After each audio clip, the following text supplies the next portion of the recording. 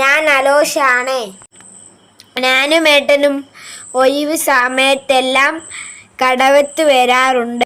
നിരകളാടും ഒരു ഹരിത ചാരുതീരം, പുഴയോരം കളമേളം കവിത പാടും തീരം, കായലലകൾ പുൽകും കണുവലിയുമീറൻ. ചെമ്മീൻ കമ്പനിയാണ് അമ്മമ്മ അവിടെ പണിക്കാറില്ലേ. ഇവിടെ പാലത്തിന്റെ പണിയാണ്. 2-3 കാലായി. ഞാനും അച്ഛന് ചൂണ്ടലിടാൻ വരലുണ്ട്. പാലോ പാലോ നല്ല നടപ്പാലം,